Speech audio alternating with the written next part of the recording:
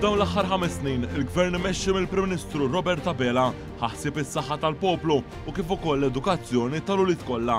Fis-settur edukattiv, il-Gvern ta' Robert Abela investa fi skel ġodda u innovattivi waqt li wkoll immodernizza skel oħrajn madwar il-pajjiż. Fost l-oħrajn fl-imsida infetħet skola ġdida li l-ewwel waħda ħilsa mill-karbonju waqt li fin-Nadur sar tisbieħ estensiv tal-binja storika tal-iskola primarja u ġiet inawgurata anke l-President tal-Kummissjoni Ewropea Ursula von der Leyen hekk kif dan il-proġett infrastrutturali sar mill-pjan tal-Kupru u Resiljenza Ewropew. Gvern Laburista investa wkoll fl-iskel tar-Rabat Għawdex f'Ħalaxa u Rabat Malta.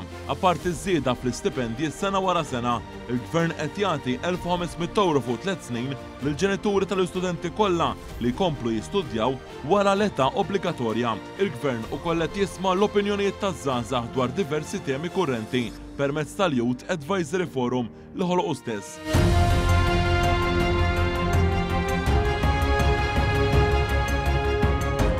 Settur ieħor kruċjali li fl-aħħar 5 snin ra investiment kbir mill-Gvern Laburista kien dak tas-saħħa minkejja l-isfida tal-pandemija globali.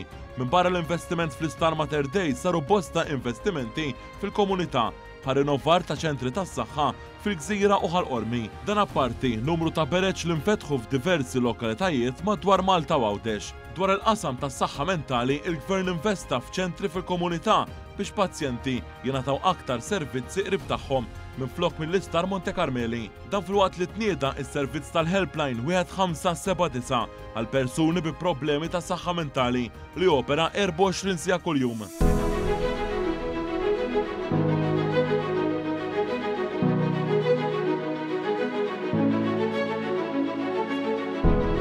Waqt li nbeda x-xogħol fuq il-proġett tal-bini ta' star ġdid f'Għawdex, fl-istar attwali ġew inawgurati MRI għall-ewwel darba u CT scanner ġdid. Il-koll tal-ogħla kwalità. Dan qed iwassal biex l-awċima jkollhom bżonn iżjed jinslu Malta għal appuntamenti mediċi li jeħtieġu dawn l-apparati.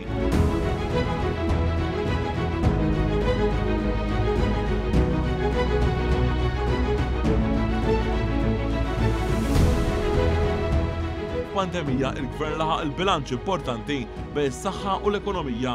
Il-Gvern Malti ħadem fil-fora internazzjonali biex il-vaċċin jitqassam għand kull stat membru u hekk ġara l-għadha l-miliet tal-2020 meta waslu l-ewwel dożi tal-vaċċin għal kontra il-COVID-19.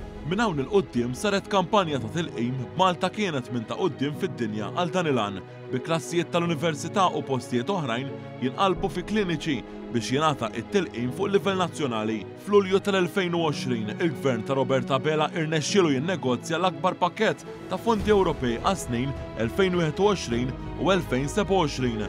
Hawnhekk Gvern Laburista ġab id-doppju ta' dak li kien irnexxielu jġib Gvern Nazzjonalista ta' Lorenz Gozzi.